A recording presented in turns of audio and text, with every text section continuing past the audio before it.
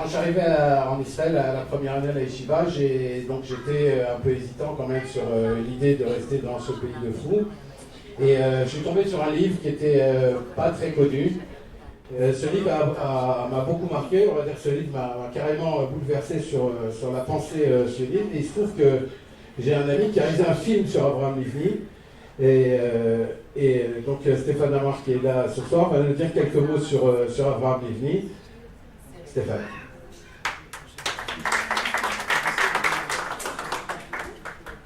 Alors, je vais vous parler très rapidement d'Abraham Livni et aussi quand même un peu de Michael, parce que c'est un peu le but. Il y a un lien.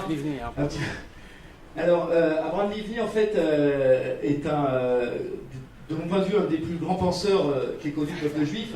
Il est né en 1925 à Marseille, et il n'est pas né juif, il est né protestant, d'un père pasteur qui allait, avec le pasteur Trocmé, édifier une petite communauté provisoire, mais extrêmement vitale pour le peuple juif. C'est la communauté protestante du Chambon-sur-Lignon. Je ne sais pas si certains d'entre vous ont entendu parler du Chambon-sur-Lignon. Il y a eu, je crois, que 2 villages dans le monde qui ont été décorés de la médaille des Justes de Yad Vashem à titre collectif. C'est que la médaille des Justes est donnée à des gens qui ont sauvé des Juifs à titre individuel, mais il y a 2 villages qui l'ont reçu à titre collectif, dont le Chambon-sur-Lignon. Donc c'est un village qui se trouve dans le Massif central. Et selon les estimations, donc, ces gens, ces protestants, ont sauvé environ 1 millier de Juifs et notamment beaucoup d'enfants. Donc ils ont monté tout un tas de structures, des écoles, ils ont logé, tous les paysans de ce village se sont solidarisés pour sauver le maximum de Juifs. Et quand on a demandé après la guerre à ces gens pourquoi ils avaient fait ça, c'est à peine s'ils comprennent la question.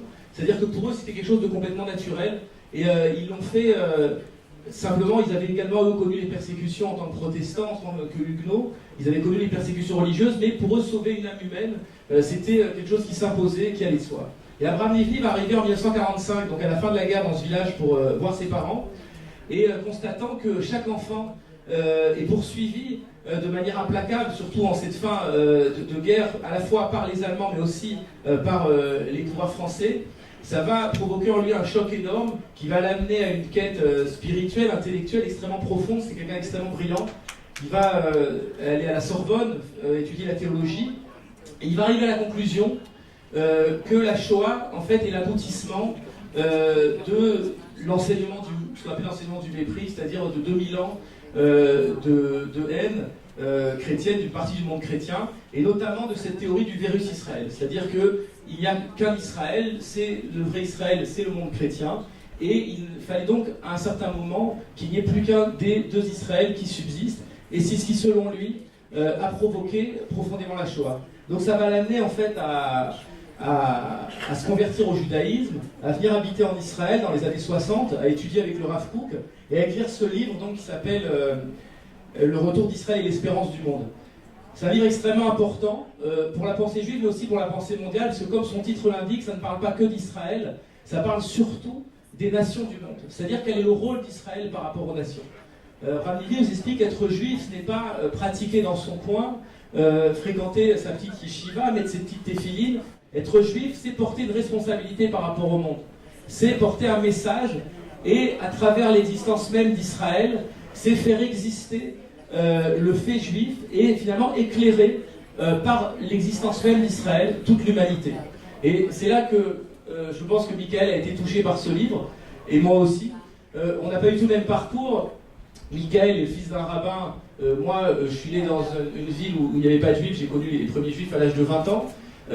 Mais on est tous les deux, je pense, animés par cette volonté de ne pas finalement vivre dans quelque chose de petit, dans quelque chose d'étriqué, mais de faire rayonner en quelque sorte ce qu'on a reçu comme héritage, d'associer à Israël et à notre existence de juifs l'humanité tout entière.